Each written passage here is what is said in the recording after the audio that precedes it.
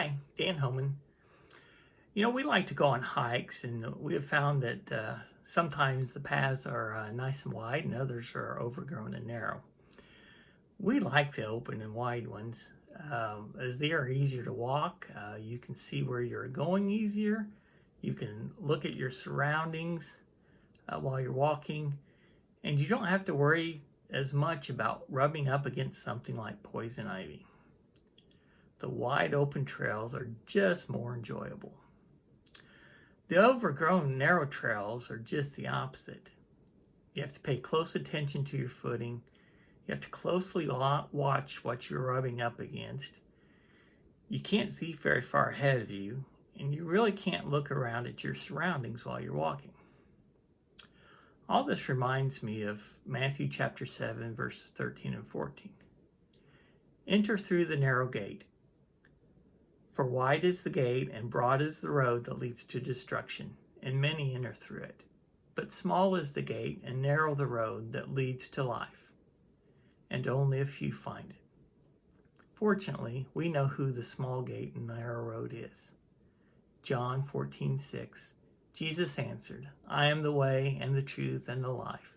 No one comes to the Father except through me. However, the narrow road requires as much concentration, if not more, than the overgrown narrow hiking trails. You have to stay focused on the road, being careful what you rub up against, watching your step, and avoid looking around to see things beyond the road. Translated, this means cultivating your relationship with Jesus through reading, studying the Bible, praying, and listening. This requires work and concentration.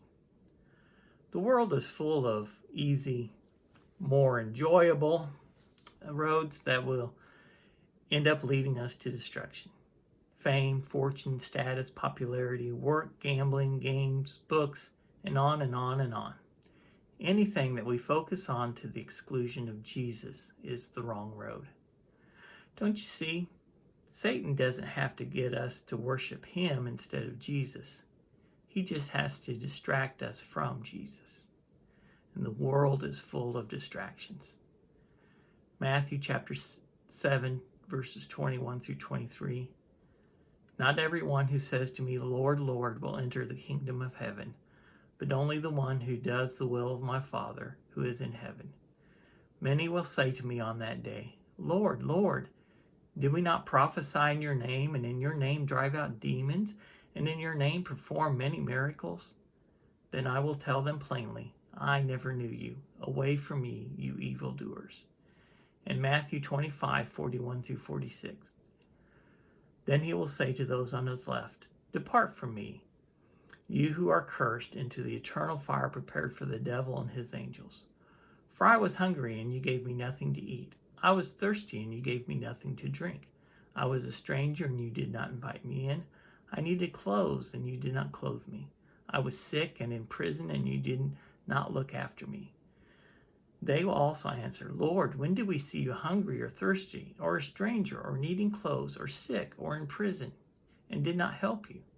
He will reply, Truly I tell you, whatever you did not do for one of the least of these, you did not do for me.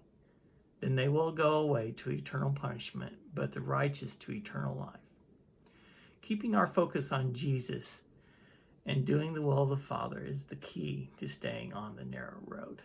God bless.